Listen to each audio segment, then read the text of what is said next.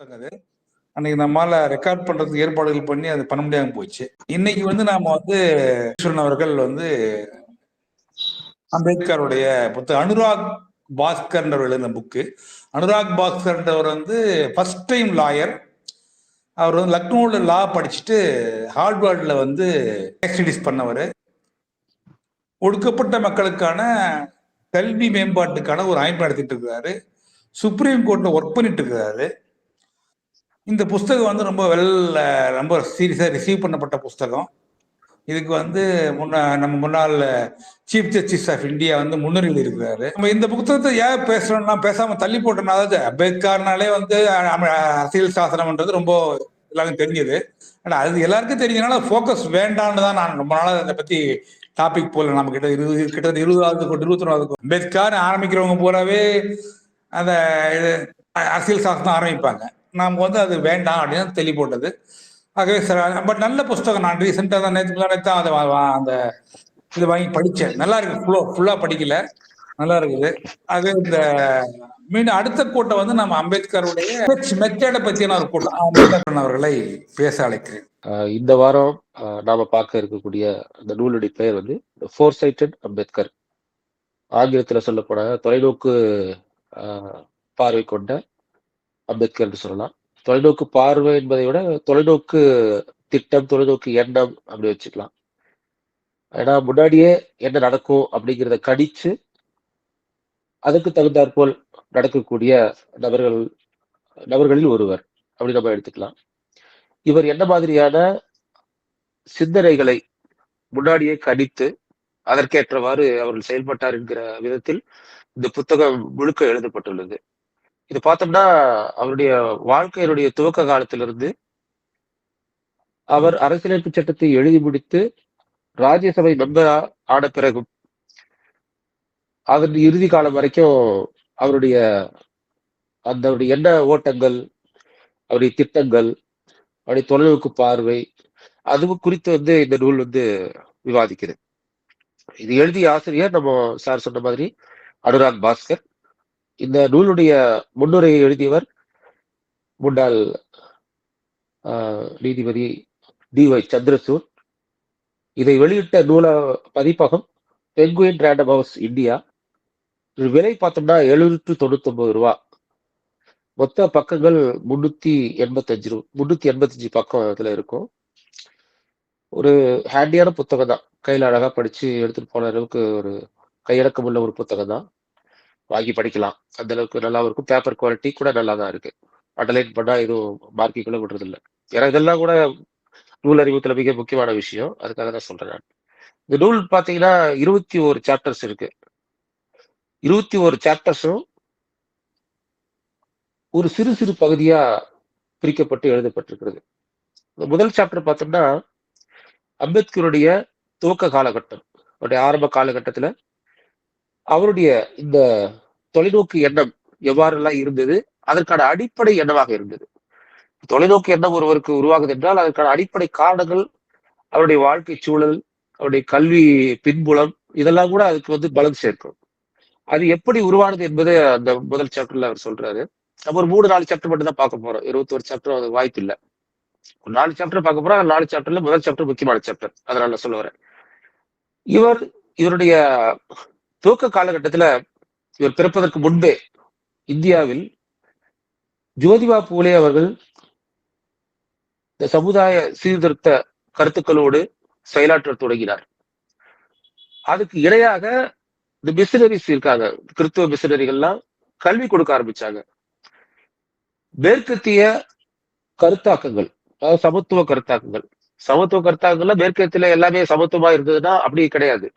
ஆனால் இந்த அடிமை ஒழிப்பு சட்டம், அடிமைக்கு எதிரான ஒரு கருத்துருக்கள், நிறைவேற்றுமைக்கு எதிரான ஒரு போராட்டங்கள் போன்றவை எல்லாம் ஏற்படுத்தியிருந்த காலகட்டம் அது.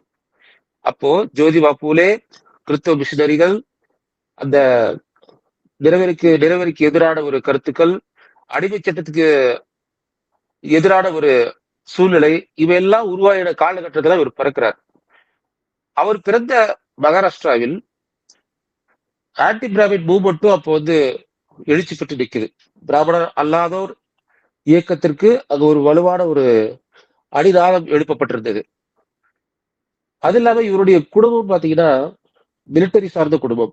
அவருடைய அப்பா மிலிட்டரியில இருந்தவர், அவருடைய சித்தப்பா மிலிட்டரியில இருந்தவங்க, அவருடைய அம்மாவுடைய தாய் மாமா மிலிட்டரியில இருந்தவங்க. இந்த 2 பக்கமும், தந்தை பக்கமும் மிலிட்டரி, தாய் பக்கமும் மிலிட்டரி. இவர் படிச்சது மிலிட்டரி ஸ்கூல்ல தான். மிலிட்டரி ஹெட் குவார்டர்ஸ் ஆஃப் வார்ன்னு சொல்லுவாங்க. MHOW சொல்லுவாங்க. அந்த இடத்துல தான் இவர் வந்து துவக்க கல்வியை பெற்றார். அப்ப அந்த பின்புலம் இருக்குல்ல, இந்த ஆங்கிலேய மிலிட்டரி அந்த குடியிருப்புகளில் ஆங்கில வழியாக சொல்லிக் கொடுக்கக்கூடிய கல்வி பின்புலம் இருக்குல்ல, இதெல்லாம் தான் அவருக்கு ஒரு அந்த சிந்தனை நோக்கை, தொலைநோக்கு பார்வையை கொடுக்கக்கூடிய அடித்தளமிட்டது என்று இந்த நூலாசிரியர் வகுக்கிறாரு. இது மட்டும் இல்ல, அவரு கல்வி கற்க இங்கிலாந்து போனார், அமெரிக்கா போனார். அமெரிக்கா போகும்போது பாத்தீங்கன்னா, அவருடைய கொலம்பியா யூனிவர்சிட்டியில 1913 16 வரைக்கும் ஒரு 3 வருஷம் அங்க படிக்கிறார். அந்த 3 வருஷத்துல அவருடைய சிந்தனை திறன், அந்த தொலைநோக்கு பார்வை எப்படிலாம் விரிவடைஞ்சது அப்படிங்கிறதுக்கு ஆதாரம் என்னன்னா, அவர் படித்த படிப்பு மட்டும் இல்ல, அவருக்கு சொல்லிக் கொடுத்தாங்க பாருங்க ஆசிரியர்கள். அது ரொம்ப முக்கியம். அவங்க யாருன்னு சொன்னா, ஜான் டேவி. நம்ம கேள்விப்பட்டிருப்போம். பிராக்மடிசம் என்று அழைக்கக்கூடிய ஒரு ஸ்கூல் ஆஃப் பிலாசபி அது. தத்துவ பள்ளி. யதார்த்தவாதம்னு சொல்லி தமிழ்ல சொல்லுவோம். அந்த ஒரு ஸ்கூல் ஆஃப் பிலாசபியை நடத்திய அல்லது அதில் ஈடுபட்ட ஒரு மிக முக்கியமான ஒரு தத்துவ ஞானி ஜான் டேவி. அவரு இவருடைய ப்ரொஃபசர். அவரு மிக நெருக்கமான ஒரு பேராசிரியராக திகழ்ந்தவர். அது மட்டும் இல்லாம ஜேம்ஸ் ஷார்ட்வெல், எட்வின் செலிங்மன், ஜேம்ஸ் ஹாவி ராபின்சன், இவங்கெல்லாம் வந்து இவருக்கு வெறும் கல்வியை மட்டும் போதிக்காமல் அந்த உரையாடல், ஒரு ஸ்டூடெண்ட் ப்ரொஃபஸருக்கு இடையையும் தாண்டி ஒரு நெருக்கமான உரையாடல் ஒன்று நிகழ்வது இல்ல, அதெல்லாம் கூட இவருக்கான ஆளுமை பண்பை மேம்படுத்தியது என்று அனுராக் பாஸ்கர் தெளிவா சொல்றாரு. அந்த காலகட்டத்துல உங்களுக்கு அவர் அமெரிக்காவில் இருக்கும்போது உங்களுக்கு இந்த சிவில் வார்லாம் முடிஞ்ச பிறகு ஸ்லேவரி பிரச்சனை இருக்கு. அதாவது கருப்பின மக்களுக்கும் அங்கிருந்த வெள்ளையின மக்களுக்கும் உள்ள பிரச்சனைகள்லாம் அப்பவும் நீர்மூத்த நெருப்பா தான் இருந்தது. அதெல்லாம் படிக்கிறாரு. இந்த சிவில் வார் 1860 ஏற்பட்டு தொடர்ச்சியாக நடைபெற்று அதன் பிறகு அமெரிக்க கருப்பின மக்களுக்கு கொடுக்கப்பட்ட உரிமைகள், அடிமை சட்ட நீக்கம், இவற்றையெல்லாம் அவருக்கு படிக்கும்போது இந்தியாவை ஒப்பிட்டு பார்க்கும்போது அவருக்கு வந்து ஏன் நமக்கு இந்த மாதிரிலாம் நம்ம நாட்டிலும் இந்த மாதிரி கொண்டு வரக்கூடாது, ஏன் நிகழக்கூடாது என்கிற வந்து என்ன ஓட்டம் இருக்கு பாருங்க. அது அங்கேயே தொங்க ஆரம்பிச்சு சொல்லி அனுராக் பாஸ்கர் சொல்றாரு. அமெரிக்காவில் மட்டும் இல்ல, அப்படியே லண்டன் போறாரு. நம்ம படிச்சிருக்கோம். லண்டன் ஸ்கூல் ஆஃப் எக்கனாமிக்ஸ் அப்படிங்கிற இடத்துல அவர் பொருளாதாரம் படிக்கும் போது அவருக்கு வயசு 25 வயசு. நல்லா பாருங்க, 25 வயதில் ஒரு சாதாரண மாணவன் என்ன பண்ணுவா, இவர் என்ன பண்ணாருன்னு பாருங்க. அப்படி சிந்தனை திறனானது அங்கேயும் போய் ஒரு ப்ரொஃபஸரோட தான் நெருக்கமா பழகி கல்வியை மட்டும் கற்காமல் அந்த சமூக நிலையை குறித்த ஒரு சிந்தனை ஓட்டத்தை அவர் ஏற்படுத்துகிறார். அங்க யார் இருக்காங்கன்னா, ப்ரொஃபசர் ஹெர்பர்ட் ஃபாக்ஸ்வெல், லியோனார்ட் ஹாபோஸ், அப்புறம் ஆல்ஃபிரட் மெக்கைண்டர், இந்த 3 பேர் இருக்காங்க. இந்த 3 பேரு அவருக்கு டிஸ்கஷனு, அவங்களோட வந்து ஒரு கலந்துரையாடல், ஒரு டிஸ்கோர்ஸ் இதெல்லாம் நடத்துவதன் மூலமாக அங்குள்ள லண்டன் லைப்ரரியில போய் விரிவாக படித்ததன் காரணமாகவும் இவருக்கு அந்த தொலைநோக்கு பார்வை, தொலைநோக்கு திறன், அந்த சிந்தனை ஆற்றல் ஆகியவை வளர்ந்தது அப்படின்னு சொல்லிட்டு இதுல அனுராக் பாஸ்கர் தெளிவா சொல்றாரு. இந்த நல்லா பாருங்க, மிகப்பெரிய தலைவர்களுக்கு மிகச்சிறந்த நண்பர்கள் அமைவது ரொம்ப கடினம். க்ளோஸ் ஃப்ரெண்ட்ஸ் ரொம்ப ரேரா தான் இருப்பாங்க. அம்பேத்கரை பொறுத்த வரைக்கும் க்ளோஸ் ஃப்ரெண்ட்ஸ் பார்த்தோம்னா நேவல் மந்தேரா அப்படின்னு சொல்லிட்டு ஒரு பார்சி இனத்தை சார்ந்த பள்ளிக்கால நண்பர் ஒருத்தர் இருப்பார். கடைசி வரை ஒரு ஒரு அவரோட ஒரு தொடர்ந்து தான் இருக்காரு. ஆனா அவர் குறித்த அதிக தகவல்கள் இல்லை. அவரிடமிருந்து இவர் சமூக கருத்துக்களை எடுத்துக்கொண்டார் என்ற எந்த தகவலும் இல்லை. நிதி உதவி செய்தார் என்கிற தகவல் மட்டும் இருக்கு. இதை தவிர அரசியல் சார்ந்த ஒரு சில நண்பர்கள் இருந்திருக்காங்க. ஆனால் இவர் யாரோடு நெருக்கமாக இருந்தார் அப்படின்னு பார்த்தோம்னா முழுக்க முழுக்க கல்லூரி பேராசிரியர்கள். அவர்கள் வெறும் பேராசிரியர்களாக மட்டும் இல்லாமல் தொடர்ச்சியாக ஒரு உரையாடலுக்கு உகந்த நண்பர்களாக இவர் மாற்றிக்கொண்டார். அல்லது அவர்கள் அதுக்கு தகுந்த மாதிரி அவங்களும் நடந்துட்டு இருக்காங்க. இது எந்த அளவுக்கு போச்சுன்னா, இவர் 1913 16 அமெரிக்கால இருந்திருக்கார். அதன் பிறகு லண்டன்ல இருந்திருக்காரு. இங்க இருந்த இந்த தொடர்பு இவர் மிகப்பெரிய அரசியல் ஆளுமையான பிறகும் காந்திக்கு எதிரான ஒரு நிலை கொண்டு வட்டமேசை மாநாட்டில் கலந்து கொள்ள அந்த காலகட்டத்தில் கூட இவர் இந்த ப்ரொஃபஸரோட நெருங்கிய தொடர்பில் இருக்கார். எடுத்துக்காட்டா 2ஆம் வட்டமேசை மாநாட்டிற்கு அவர் லண்டன் செல்லும் பொழுது அங்க இருக்கக்கூடிய London School of Economics professors அவர் திரும்ப போய் மீட் பண்றார். மீட் பண்றது மட்டும் இல்லாம அப்போது லண்டன் ஸ்கூல் ஆஃப் எக்கனாமிக்ஸ் டைரக்டரா இருந்த வில்லியம் பெவரிஜ் அப்படிங்கிறவங்க போய் கலந்து பேசுறாரு. பேசுறது வந்து தன்னுடைய அறிவை பெருக்குவதற்காக மட்டும் இல்ல, இப்போதுள்ள அரசியல் சூழ்நிலை, சமூக பிரச்சனைகள், இந்திய அரசியலமைப்பில் ஏற்படுத்த வேண்டிய மாற்றங்கள், இவை குறித்த ஒரு உரையாடலாகவும் அது அமைந்தது என்பதை இந்த சாப்டர்ல நம்ம பார்க்கலாம். அதே போல இந்த தாட் ப்ராசஸ் இருக்குல்ல, இந்த எண்ண ஓட்டங்கள், இது பாக்குறாரு. இந்த சமத்துவம், அது குறிப்பாக பெண்களுக்கு உரிய அந்த பிரதிநிதித்துவம், இதெல்லாம் தன்னுடைய வாழ்நாள்ல அவர் அரசியலமைப்பு சட்டத்தில் எழுதுவது மட்டும் இல்லாம அவர் தனிப்பட்ட முறையில் 2 கல்லூரி ஏற்படுத்துறாரு. நம்ம படிச்சிருப்போம். சித்தார்த்த கல்லூரி மும்பைல, அவுரங்காபாத்ல மிலிந்த் கல்லூரி, இந்த 2 கல்லூரியை வந்து ஏற்படுத்தியிருக்காரு. இந்த கல்லூரியில் ஒரு கல்லூரியில் வந்து கோ எஜுகேஷன் அவர் காலகட்டத்துல. அது கோ எஜுகேஷனுக்கு பெண்கள் வந்து இப்பவே வந்து தனியா அவங்களுக்கு பஸ் வச்சிருந்து நம்ம பார்த்திருக்கோம். அந்த காலகட்டத்திலே பெண்களுக்கென தனியாக பேருந்து வசதி செய்து கொடுத்து அவளை கல்லூரிக்கு சேர்க்க சொல்லியிருக்கிறார். ஏன்னா அப்படியாவது அவங்க அதிக அளவில் வருவாங்க அப்படிங்கிற ஒரு எண்ணம். இந்த தாட் ப்ராசஸ்லாம் கிட்டத்தட்ட இப்ப இருக்கக்கூடிய கல்வி நிறுவனங்கள் ஏற்படுத்தக்கூடிய அந்த வசதியை ஏறத்தாழ ஒரு 100 வருஷத்துக்கு முன்னாடி அவர் ஏற்படுத்தியிருக்கார். அது மட்டும் இல்லாம இவர் ப்ரொஃபஸரோட பேசியிருக்காரு. அவருடைய கல்வி பின்புலம் இவையெல்லாம் இவருடைய அந்த சிந்தனை திறனை மேலோங்க வைத்தது என்று எடுத்துக்கொள்வது மட்டுமில்லாமல் அவர் படிச்ச படிப்பு ஒன்று இருக்குல்ல, படிச்ச படிப்புனா எம்ஏ, டிஎல்எல் அது இல்ல, படித்த புத்தகங்கள், அந்த படித்த நூல்கள் வந்து மிகப்பெரிய கணிசமான ஒரு பங்காற்றி இருக்கு.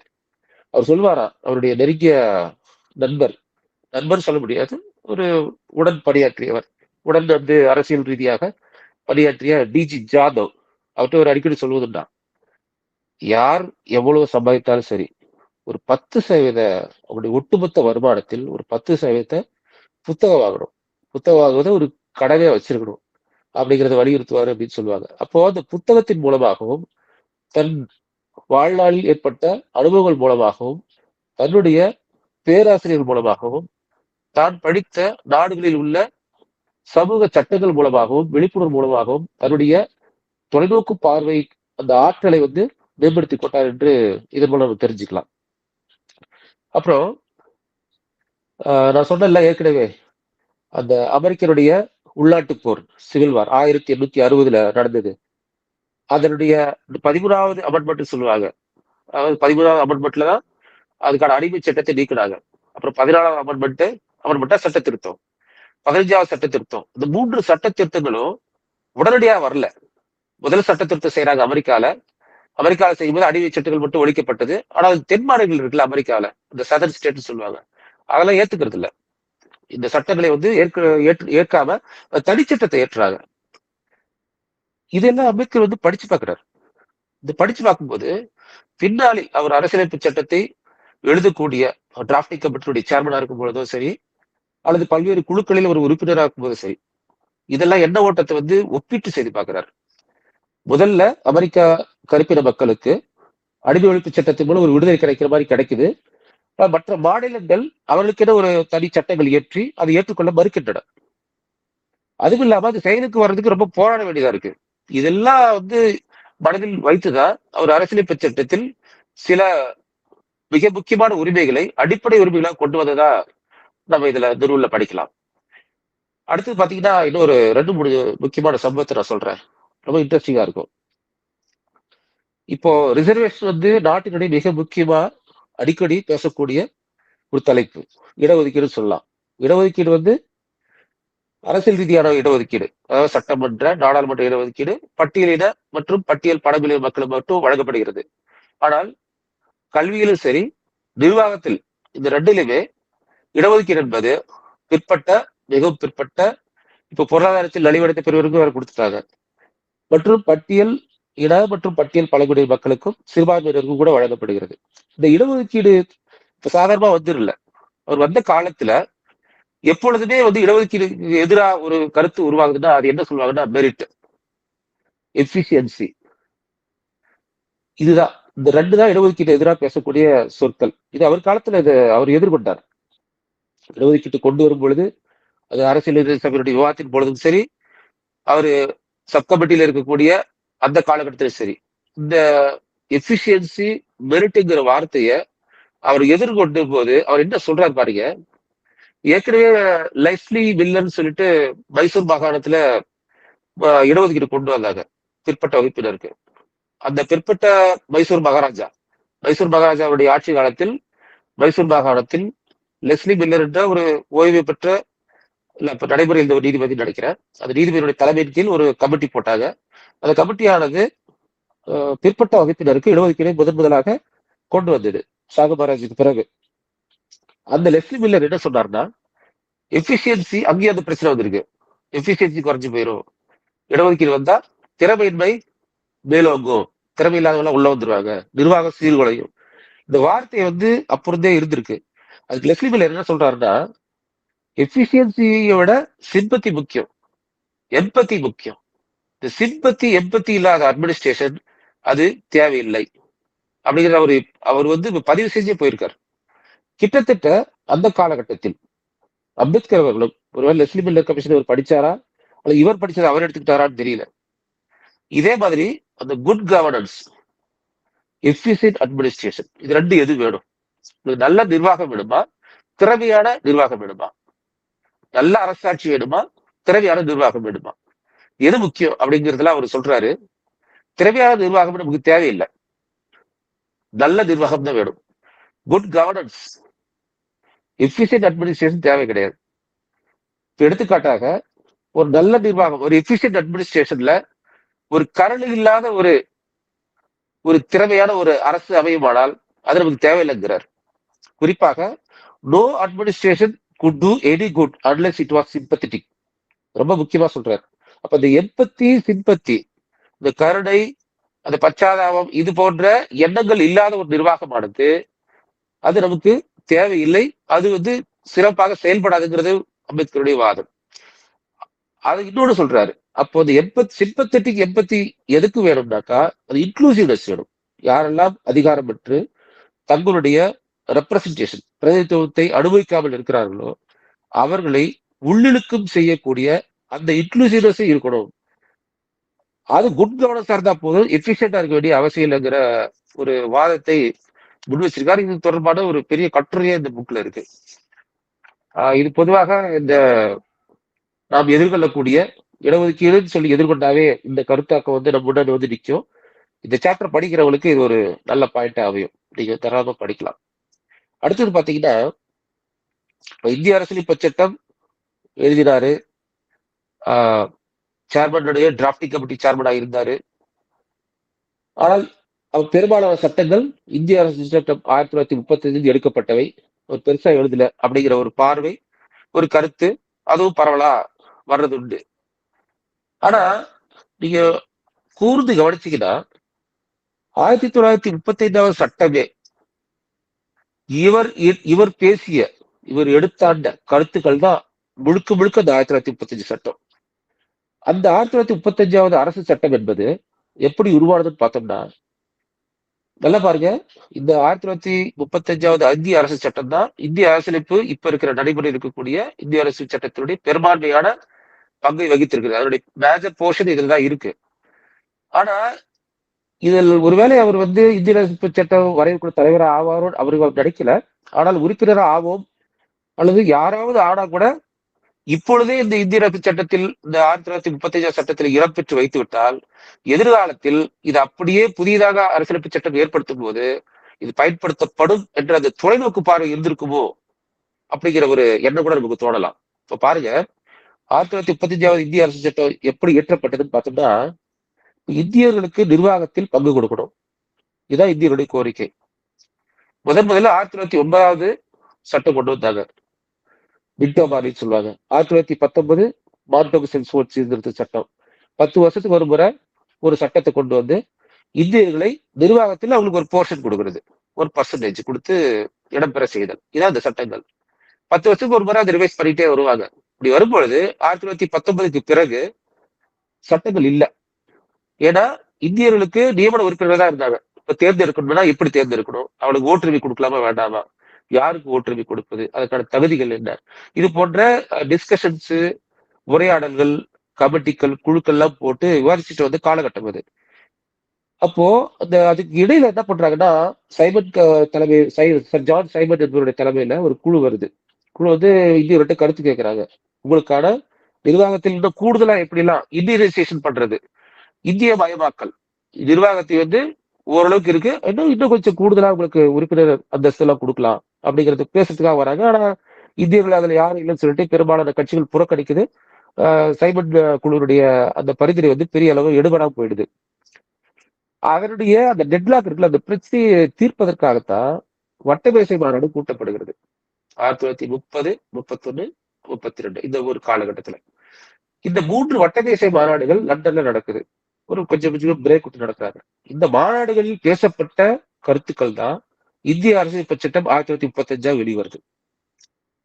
இந்த போர்ஷன்ஸ் தான் பெரும்பாலும் நடைமுறையில் உள்ள இந்திய அரசியல் சட்டத்தில் இடம்பெற்றுள்ளதை நமக்கு குறிப்பா கவனிக்கணும். அப்போ இந்த காலகட்டத்தில் என்ன பேசினார், இதெல்லாம் கடிச்சுதான் பேசினாரா, தெரிஞ்சுதான் பேசினாரா அப்படிங்கிறத நம்ம இதை பார்க்கும்போதே ஓரளவுக்கு புரிஞ்சுக்கலாம். இப்போ முதல் வட்டமேசை மாநாட்டுல அவர் கலந்துக்கிறார். நல்லா பாருங்க.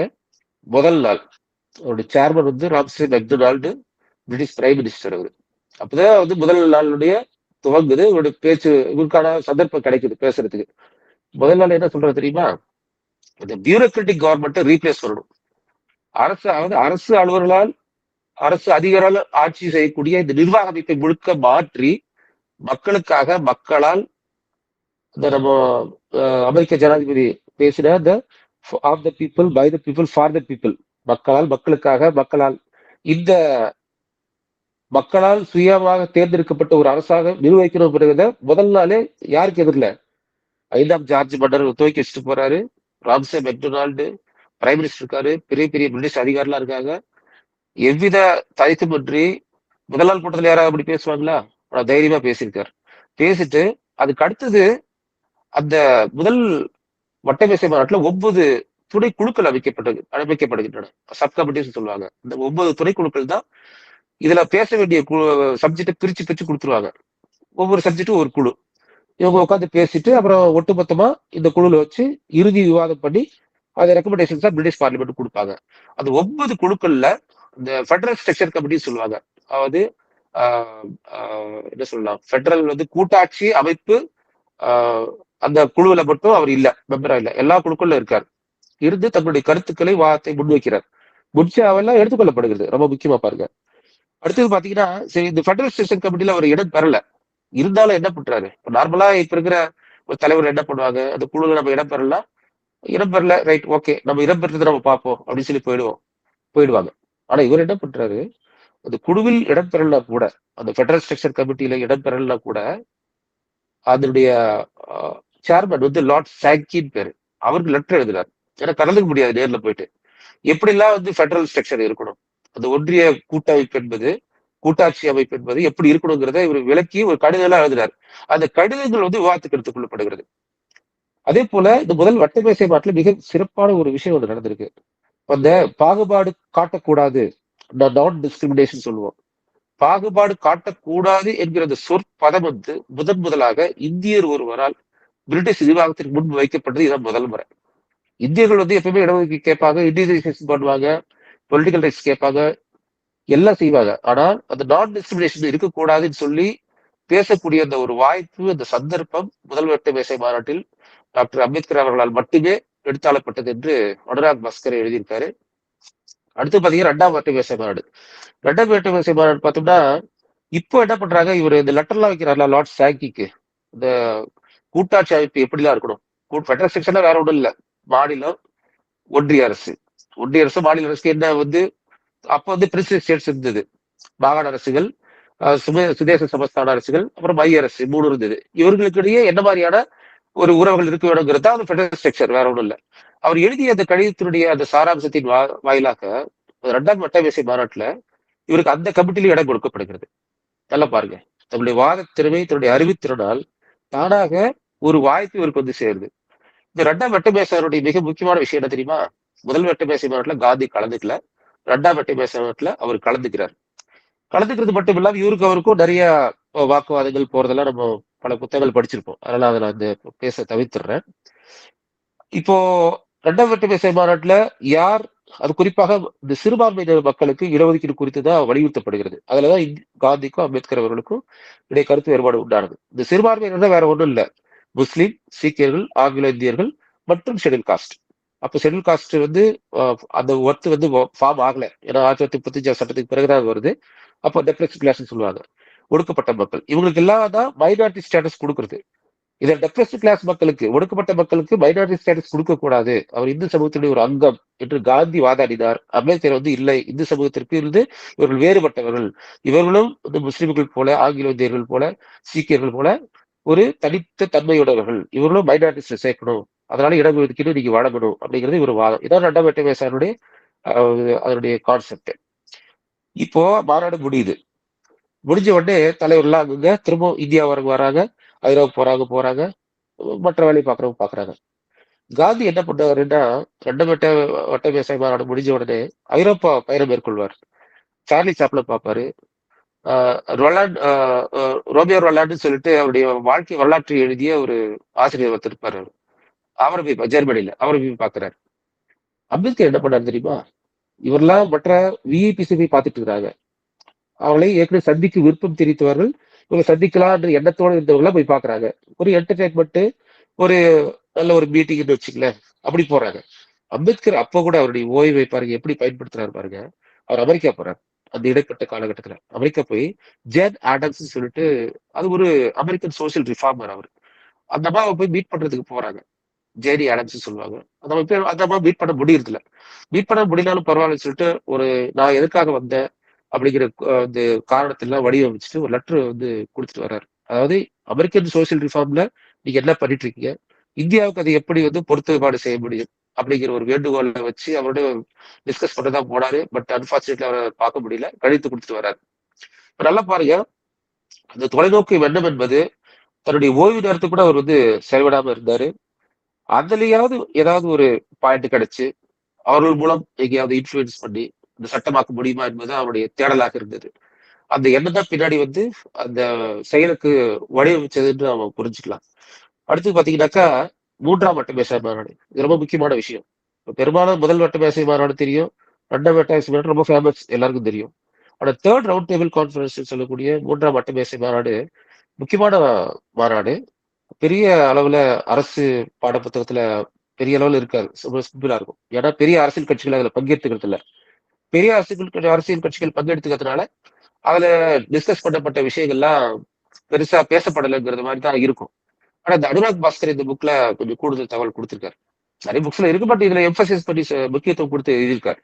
என்ன எழுதியிருக்காருனாக்கா, 3ஆம் வட்டமேசை மாநாட்டுல காங்கிரஸ் வரல, முக்கிய கட்சிகள்லாம் வரல, ஆனா அம்பேத்கர் போய் கலந்துக்கிட்டார். ஒரு கொஸ்டின் கூட கேட்பாங்க, 3 வட்டமேசை மாநாடுகளும் கலந்து கொண்ட ஒரே தலைவர் அம்பேத்கர் தான்.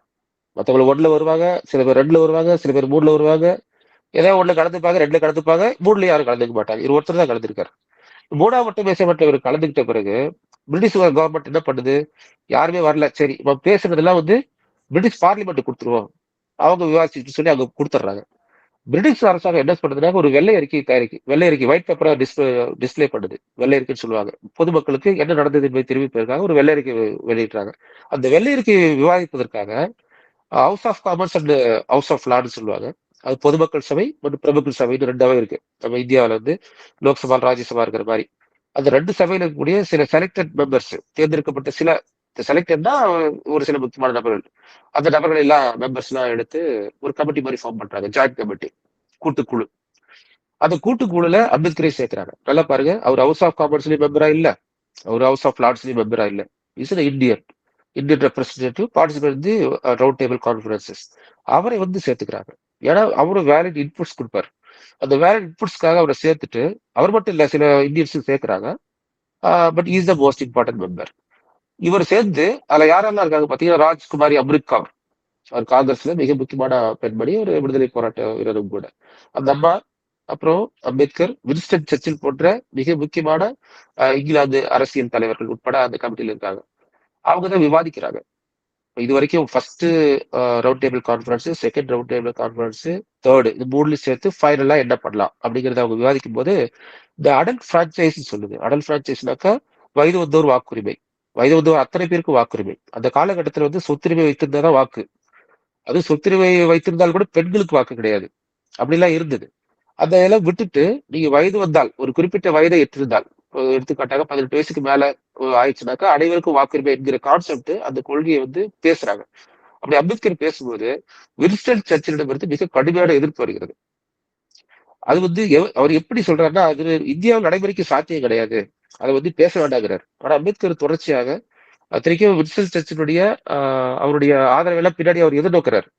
பட் எதிர்நோக்கிறார் அப்பொழுது பேசினா கூட அந்த பிரச்சனை என்று வரும்பொழுது அந்த கொள்கைக்கு, தான் கொண்ட கொள்கைக்கு எவ்வித மாறுபாடு இருக்கக்கூடாது என்ற வகையில் அவர் யாரா இருந்தாலும் நேர்முகமாக அவர் எதிர்க்கிறார். எதிர்த்து அந்த வயது ஒரு வாக்குரிமையை கண்டிப்பாக இந்தியாவில் கொண்டு வரணும், குறிப்பா பெண்களுக்கும் சேர்த்தே கொண்டு வரணும் அப்படிங்கிற இது வலியுறுத்துறாரு. அந்த டைம்ல ராஜ்குமாரி அம்ரித் கவுர் அந்த அம்மா வந்து எதிர்க்கிறாங்க. இல்ல இல்ல, இது மாதிரியான இதெல்லாம் தேவையில்லை அப்படின்றாங்க. அதே மாதிரி இடஒதுக்கீடு அந்த அம்மா எடுத்துக்கிறாங்க. இதெல்லாம் வந்து அனுராக் பாஸ்கர் இந்த குறிப்பா இந்த சாப்டர் 9 ரொம்ப அழகா விளக்குறாரு. அதே போல இன்னொரு ரெண்டு முக்கியமான விஷயத்தை மட்டும் பேசி நான் நிறைவு செய்யலாம்னு பாக்குறேன். அடிக்கடி நம்ம முகநூலும் சரி அல்லது வாட்ஸ்அப் போன்ற சமூக வலைதளங்களும் சரி, சமூக சோசியல் மீடியாலும் சரி, நம்ம ஒரு விஷயம் என்ன கேள்விப்படுறோம்னா, அம்பேத்கர் தான் எழுதிய அரசியல் சட்டத்தை எரிப்பார், அவரே கொளுத்துவார் அப்படின்னு பேசியிருக்காரு அப்படின்னு நம்ம படிச்சிருக்கோம். நிறைய முக்கிய தலைவர்கள் கூட அதை பத்தி அப்படிதான் அவர் பேசுறாருன்னு சொல்லுவாங்க. ஆனா அது உண்மை என்ன, எந்த பின்னணியில் நடந்தது அப்படிங்கிறத அந்த சாப்டர் 20வது அந்த அந்த பகுதியில ஒரு அனுராக் பாஸ்கர் தெளிவா எழுதியிருக்காரு. ஆனாலும் 100% எழுதல. அதுலயும் ஒரு 10% இவர் மிஸ் பண்ணிட்டார். என்ன மிஸ் பண்ணாருன்னு நான் உங்களுக்கு சொல்றேன். இது அம்பேத்கர் வந்து இந்திய அரசியலமைப்பு சட்டம் எழுதுறாரு. எழுதிட்டு அவரு கிட்டத்தட்ட அவர் வெளியே வந்துடுறாரு. அரசியலமைப்பு அவையிலிருந்து வெளியே வந்துடுறாரு. தேர்தல் நடக்குது. தேர்தலில் இருந்து அவர் தோல்வியுறார். தோல்வியுற்ற பிறகு அவர் வீட்டில் தான் இருக்கார். அவருக்கு ஒரு எண்ணம் வருகிறது.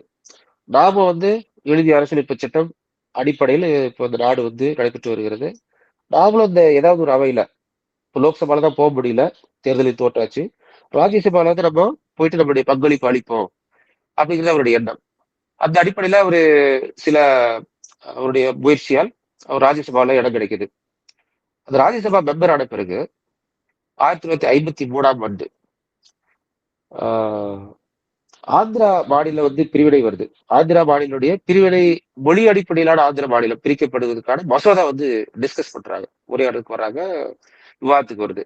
அந்த காலகட்டத்துல பொட்டி ஸ்ரீராமுலு வந்து உண்ணாவிரதம் இருந்து இறந்துடுறாரு, ஆந்திர தனி மாநில கோரிக்கை அடிப்படையில.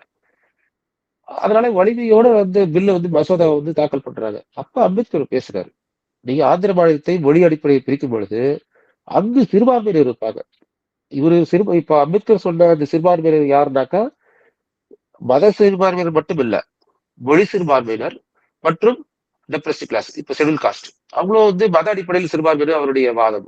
அப்ப அந்த 3 பிரிவினரும் அந்த கஷ்டத்தை அனுபவிப்பாங்க. அந்த மாநில பிரிவின் போது, குறிப்பா அந்த ஹைதராபாத் இருந்தது நடுவுல, அந்த ஹைதராபாத் வந்து மெர்ஜ் ஆகணும். இந்த சிக்கலின் போது, பிரிவினின் போது பல பிரச்சனைகள் உருவாகும் அப்படின்னு சொல்லிட்டு அவர் வந்து இதை கொஞ்சம் பாதுகாப்பு அம்சங்களோடு அல்லது இந்த மைனாரிட்டிஸ்க்கு சேஃப்கார்ட், அந்த சிறுபான்மையினருக்கு போதிய பாதுகாப்பு வழங்காமல் இந்த தனி மாநில கோரிக்கையை வந்து ஏற்கக்கூடாது என்றது அவர் விவாதம் செய்யறாரு. அந்த விவாதம் செய்யும் பொழுதுதான் அவர் என்ன பண்றாருனாக்கா, இந்த வார்த்தையை பயன்படுத்துறார். இந்த சிறுபான்மையினருக்கு பாதுகாப்பு வழங்காத அரசியல் சட்டம் ஒன்று இருக்குமாயின், அப்படி ஒரு சூழ்நிலை இருக்குமாயின் இதை நானே இருப்பேன் அப்படின்னு சொல்றாரு. வெறுமனே இருப்பேன்னு சொல்லல, சிறுபான்மையினருக்கு பாதுகாப்பு வழங்க முடியாத ஒரு சூழ்நிலையை ஏற்படுத்துமாயின் அந்த அரசியல் சட்டத்தை நான் எரிப்பேன் அப்படின்னு சொல்றாரு. இதான் அந்த பின்புலம். அதுவும் வேகமா சொல்லிட்டு அவர் அமர்ந்துடுறார். இது போயிருது. இதன் பிறகு 2 வருஷம் கழிச்சு 1955 திரும்ப அதே ராஜ்யசபையில ஒரு 4வது சட்ட மசோதா 4th அமெண்ட்மெண்ட் பில் ஒன்று வருது. சட்ட திருத்த மசோதா விவாதத்துக்கு வருது. விவாதத்துக்கு வரும்போது அங்க இருக்கிற உறுப்பினர்கள் இவர்கிட்ட கேள்வி கேட்கறாங்க. இவர் கேள்வி கேட்கிறார். சில கேள்வி கேட்கும்போது, ஏங்க நீங்க தாங்க இந்த அரசியலமைப்பு சட்டத்தை எழுதுறீங்க, அப்புறம் நீங்களே இப்படி சொல்றீங்களே அப்படின்னு பேசும்போது அதுக்கு அவர் பதில் கொடுக்குறாரு. நீங்க தானே எரிப்பின்னு சொன்னீங்க அப்படின்னு கேட்கும்போது, அது ஏன் நான் அது மாதிரி சொன்னேங்கிறதுக்கு அவர் விளக்கம் சொல்றாரு. அது என்ன விளக்கம் சொல்றாருனாக்கா, குறிப்பா அந்த கேள்வி கேட்டவர் அனூப் சிங் சொல்லிட்டு ஒரு ராஜ்யசபா மெம்பர். அவர் தான் இவரை மடக்கி கேள்வி கேட்கிறார். நீங்க தானே அரசியல் சட்டத்தை எரிப்புன்னு சொன்னீங்க, அப்புறம் நீங்களே இப்படி பேசுறீங்களேன்னு போது அவர் விளக்கம் சொல்றாரு. நான் அந்த ஆந்திர சட்டப்பேரவை, அந்த ஆந்திர மாநிலம், மொழி அடிப்படையிலான ஆந்திர மாநிலம் பிரிக்கப்படும் பொழுது அங்க இருக்கக்கூடிய கவர்னர், அப்போது இருந்த கவர்னருக்கு ஒரு அதிகாரம் இருந்திருப்பின், அதாவது மாநிலத்துல உள்ள ஒரு சட்டம் ஒழுங்கு பிரச்சனை ஏற்படுத்தி சிறுபான்மையினர் பாதுகாப்பு அம்சம் இல்லாத பொழுது கனடாவில் இருக்கக்கூடிய கான்ஸ்டிடியூஷன், அந்த கனடியன் கான்ஸ்டிடியூஷன்ல அந்த கவர்னர் ஜெனரலுக்கு ஒரு உரிமை இருக்கு.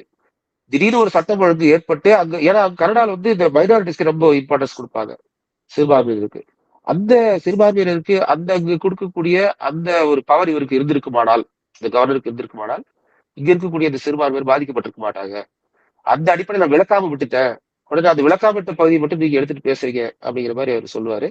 அதுவும் இல்லாம அனுப் சிங் கவர்னருக்கு நீங்க பதவி அதிகாரமே கூடாதுன்னு நீங்க சொன்னீங்க, அப்புறம் நீங்க கவர்னருக்கு பதவி சிறப்பு அதிகாரம் வேணும்னு சொல்றீங்க அப்படின்னு திரும்ப அவர் மடக்கி மடக்கி பேசுவாரு. அப்ப அம்பேத்கர் அதுக்கான உரிய பதில் அவர் சொல்லியிருப்பார். அதுக்கு ஒரு சின்ன ஒரு கதையை கூட சொல்லி அவர் அம்பேத்கர் முடிச்சிருப்பார். என்ன அப்படின்னா, நீங்க அரசியல் சட்டத்தை எரிப்பேன் அப்படி சொன்னதுக்கு ஒரு எடுத்துக்காட்டா ஒரு உதாரணத்தை சொல்றேன். இப்போ நம்ம ஒரு கோவில் கட்டுறோம், ஒரு கடவுளுக்கு ஒரு சிலையை வைக்கிறோம், கோயில் கட்டிடுறோம், சிலையை வைக்கிறதுக்கு உள்ள போறோம். உள்ள வைக்கிறதுக்கு கூட ஒரு பேய் உட்காந்துக்குது. அப்ப பேய் உட்காந்துட்ட பிறகு அந்த கடவுள் சிலையை உள்ள வைக்க முடியல, பேய் உட்காந்துக்குது. அப்ப அந்த கோவில் இடிச்சு தள்ள வேண்டியதுதான். அந்த மீனிங்ல சொன்னேன் அப்படின்னு சொல்லுவார். அப்படி சொன்னதா இந்த அனுராக் பாஸ்கர் எழுதியிருக்காரு அதோட. ஆனா எனக்கு இந்த புக்கு படிக்கும்போது ஏதோ ஒரு முடிவில்லாத இருக்கிற மாதிரி எனக்கு ஃபீலிங்கா இருந்தது. அம்பேத்கர் சொல்றாரு, அதன் பிறகு யாராவது கேள்வி கேட்டிருப்பாங்கல்ல, அதுக்கு என்ன நடந்ததுன்னு இதுல அனுராக் பாஸ்கர் எழுதவே இல்லை. சரி, வேற புக்ல போய் தேடி பார்த்தேன். நரேந்திர ஜாதவ் எழுதின அம்பேத்கர் அப்படிங்கிற புக்ல எடுத்து பார்த்தா அதுல தெளிவா இருக்கு. அது என்ன சொல்றாருன்னா, அம்பேத்கர் இந்த மாதிரி சொல்றாரு, ஒரு கோயிலை கட்டுறோம், கடவுளை உள்ள கொண்டு போய் உள்ள வைக்கிறோம், உள்ள வைக்கிறதுக்கு முன்னாடி ஒரு பேய் உள்ள அந்த இடத்த பிடிச்சுக்குது. அப்போ பேய் இருக்கிற கோயில் நமக்கு தேவையில்லைன்னு சொல்லி கோயில் இடிச்சிடறோம் அப்படின்னு நான் பேசினேன். பேசும்போது திருப்பி ஒரு ஒரு உறுப்பினர் குறுக்கிட்டு, நீங்க பேய் தான் வெளியேற்றணுமே தவிர கோயில் இடிக்க கூடாது அப்படின்னு அவர் குறுக்கு கேள்வி கேட்டாரு. அதுக்கு நான் திரும்ப பதில் சொன்னேன், நீங்க அந்த பேயை வெளியேற்றும் அளவுக்கு உங்கள் கடவுளுக்கு சக்தி இல்லை. அப்போ உங்கள் கடவுள் சக்தி இல்லாத கடவுள் இருக்கும் பொழுது அந்த கோயிலை தேவையில்லை அப்படிங்கிற மாதிரி அவர் பதில் சொல்லியிருப்பார். அந்த செய்தி இந்த புக்ல அது மிஸ் ஆகுது. இதுதான் அந்த புக்ல இருக்கக்கூடிய ஒரு குறை நான் சொல்லுவேன். அப்புறம் அடுத்தது பாத்தீங்கன்னா, இன்னும் ஒரே ஒரு செய்தியோட முடிச்சலாம்னு பாக்குறேன். இந்த இடஒதுக்கீடு இப்ப நம்ம பார்த்திருப்போம். அரசியலமைப்பு சட்டத்தில் சட்டமன்ற மற்றும் நாடாளுமன்றங்களில் இடஒதுக்கீடு, அதே போல கல்வி மற்றும் வேலைவாய்ப்பில் இடஒதுக்கீடு. இது மூன்றுல பாத்தீங்கன்னா, வேலைவாய்ப்பில் இடஒதுக்கீடு நிரந்தரமானது. அதுக்கு காலகட்டம்லாம் எதுவும் கிடையாது. அடுத்தது கல்வியில் பொறுத்த வரைக்கும் அதுக்கும் காலகட்டம் எதுவும் இல்லை. ஆனால் நாடாளுமன்றம் சட்டமன்றங்களில் 10 ஆண்டுகள் மட்டுமே அரசியலமைப்பு சட்டம் இயற்றியதிலிருந்து 10 ஆண்டுகள். முதல் 10 வருஷம் தான் இடஒதுக்கீடு அப்படிங்கிறது மாதிரி இருந்தது. பட் இது உண்மையா? இதற்கு பிறகு என்ன நடந்ததுங்கிறதா 21வது சாப்டர், கடைசி சாப்டர். அதான் இந்த புக்ல எழுதியிருப்பார். அதை பத்தி ஒரு 2 நிமிஷம் பேசலான் இருக்கேன். பேசிட்டு முடிச்சிடலாம்னு பாக்குறேன். இப்போ இதற்கு பிறகு என்ன அது உண்மை நடந்திருக்குன்னு பாத்தீங்கன்னா, இந்த இந்திய அரசியலமைப்பு சட்டத்தின் விவாதத்தின் பொழுதும் சரி, இப்ப பார்த்தோம்னா இந்திய அரசியல் சட்டத்தினுடைய மிக முக்கியமான குழு டிராப்டிங் கமிட்டி, வரைவு குழு நம்ம சொல்லுவோம். அதனுடைய சேர்மன் டாக்டர் அம்பேத்கர் நமக்கு எல்லாம் தெரியும். அதன் இல்லாம 23 குழுக்களுக்கு மேல குழுக்கள் அமைக்கப்பட்டது. இந்த குழுவெல்லாம் ஒவ்வொரு சப்ஜெக்ட, ஒவ்வொரு பொருள் வாரியாக பிரிக்கப்பட்டு அவையெல்லாம் விவாதிக்கும். அதனுடைய விவாதிச்சு அவங்க ஒரு ஓட்டெடுப்பு நடத்துவாங்க. ஒவ்வொரு குழுக்களும் ஒரு ஓட்டெடுப்பு நடக்கும். ஒவ்வொரு தீர்மானம் கொண்டு ஓட்டெடுப்பு நடத்தி இறுதி அந்த ரிப்போர்ட்டை கான்ஸ்டிடியூட் அசம்பிளி, அரசியல் நிர்ணய சபையில வைப்பாங்க. வச்சு அப்படி திருப்பியும் அது ஒரு ஓட்டெடுப்பு நடத்தி அந்த அரசியலமைப்பு சட்டத்தில் இடம் பெறும். இதான் அந்த வழிவகை. அப்படி வழிவகை வைக்கும்போது அட்வைசரி கமிட்டின்னு ஒரு குழு இருக்கு. அந்த அட்வைசரி கமிட்டிக்கு சேர்மன் வல்லபாய் பட்டேல். அந்த அட்வைசரி கமிட்டிக்கு கீழே, அட்வைசரி கமிட்டி ஒரு பெரிய சாப்டர். அது ஃபண்டமெண்டல் ரைட்ஸ் இருக்கும், நிறைய எல்லாம் விவாதிச்சாங்க. அதுக்கு உள்ள ஒரு துணைக்குழு மைனாரிட்டி சப் கமிட்டி, அதாவது சிறுபான்மையினர் மீதான ஒரு குழு.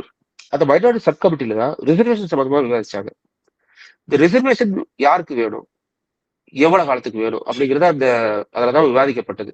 அந்த விவாதிக்கப்பட்டதுல என்ன வருதுன்னா, அந்த 10 வருஷங்கிற கான்செப்ட் எங்க வருதுன்னா, அந்த கான்செப்ட் வந்து பூடா 39 வந்துடுது. 1932 இருக்கு. 32ல வகுப்புவாரி பிரதித்துவம் பிரிட்டிஷ் அரசால் வெளியிடும் போது அதை எதிர்த்து காந்தி உண்ணாவிரதம் இருக்கிறாரு. நம்ம கேள்விப்பட்டிருப்போம். அது வந்து அப்புறம் வந்து சமாதானம் ஏற்பட்டு பூடா ஒப்பந்தம் வந்து கையெழுத்தானது. காந்தி உண்ணாவிரத்தை முறிச்சுட்டாரு. நம்ம படிச்சிருப்போம். எல்லாருக்கும் தெரிஞ்சதுதான். ஆனா அப்போது ஏற்பட்ட ஒரு டிஸ்கஷன் என்னன்னா, பரவலா பெரும்பாலும் தெரியாது. ஆனா ஆழ்ந்து படிச்சா தெரியும். அந்த பேச்சுவார்த்தையின் பொழுது, அதாவது ஷெட்யூல் காஸ்ட் மக்கள், அதாவது அப்போ வந்து டெப்ரெஸ்ட் கிளாஸ், ஒடுக்கப்பட்ட மக்களுக்கு இடஒதுக்கீடானது வகுப்புவாரி பிரதித்துவத்தை விட கொஞ்சம் கூடுதலா தரப்படும் அப்படிங்கிறது தான் சாராம்சம். ஆனா எவ்வளவு காலத்துக்கு அந்த இடஒதுக்கீடு தொடரும் அப்படிங்கிற டிஸ்கஷன் நடக்கும்போது 10 வருஷங்கிற ஒரு டிஸ்கஷன் அங்க நடந்திருக்கு. அம்பேத்கர் வந்து 25 வருஷம் கேட்கிறாரு.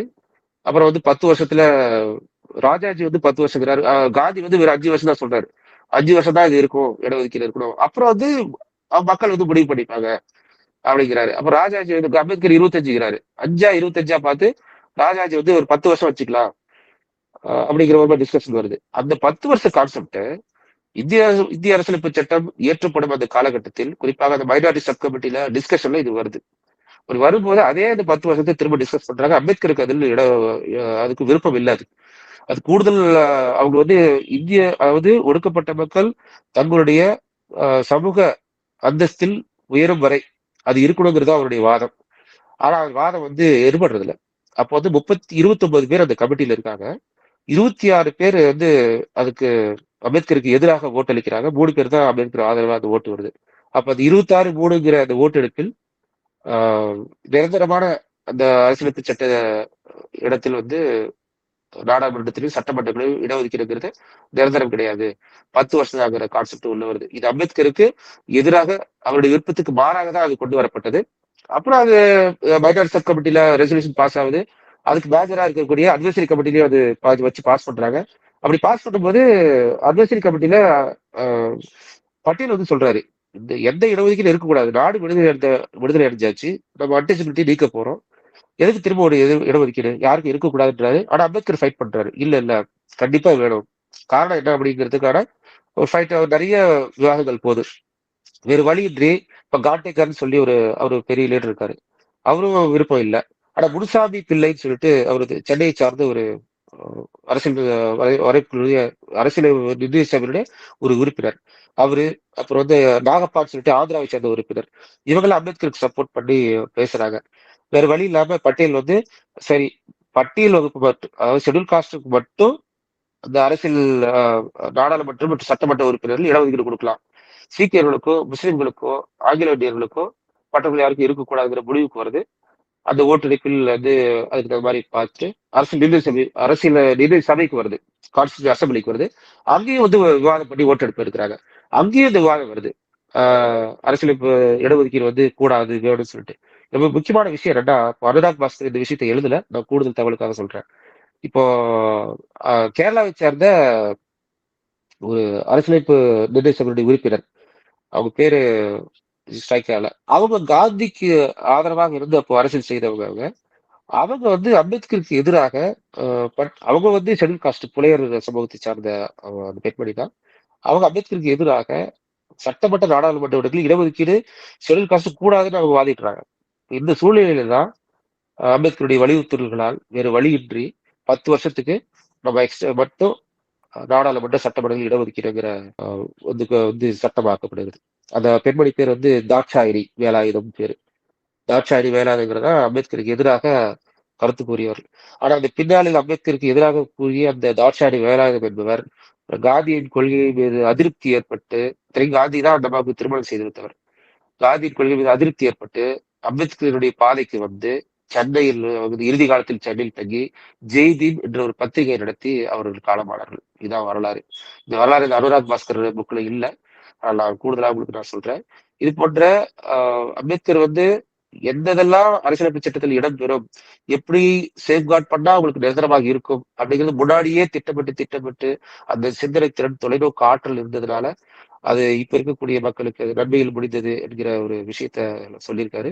நான் 21 சாப்டர்ல நான் ஒரு 3 சாப்டர் தான் சொல்லியிருக்கேன். 18 சாப்டர் நீங்க படிச்சுக்கலாம்.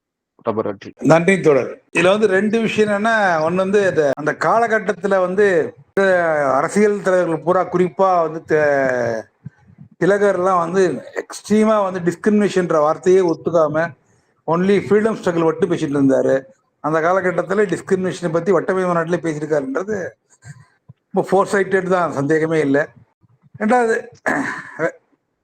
நல்ல புக். இந்த புக்கு ஃப்ளோ நல்லா இருக்கு. நான் படிச்சேன், நான் கொஞ்சம் படித்தேன். நல்லா இருக்கு அந்த ஃப்ளோ வந்து எழுதுகிற மெத்தட் ஸ்டைல் நல்லா இருக்கு, படிக்கணும் பூரா.